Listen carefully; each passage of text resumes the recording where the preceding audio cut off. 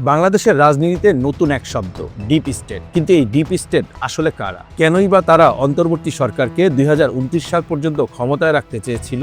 মানুষ কি জানতে পারবে সেই অজানা গল্প?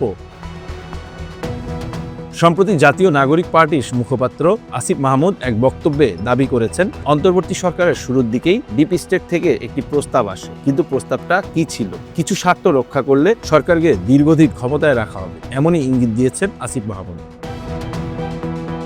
আসিফ মাহমুদের ভাষায় এটা ছিল দেন দরবারের অংশ। তাদেরকে অ্যাপ্রোচ করা হয়েছিল বেশ কিছু বিষয়। তিনি আরও দাবি করেন, এই প্রস্তাবে নাকি আওয়ামী লীগ সরকারের বেশ কিছু বিতর্কিত কার্যক্রমকে বৈধতা দেওয়ার বিষয়ও ছিল।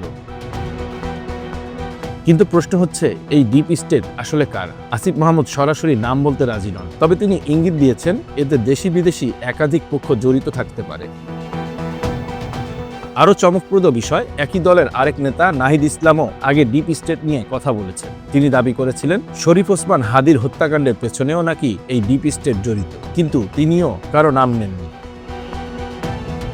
তবে বাস্তবতা হলো, অন্তর্বর্তী সরকারের অন্য কোনো উপদেষ্টা এখন পর্যন্ত এমন দাবি করেন। তাই ডিপ স্টেট নিয়ে এখনো পাওয়া যায়নি কোনো স্পষ্ট ব্যাখ্যা বা প্রমাণ।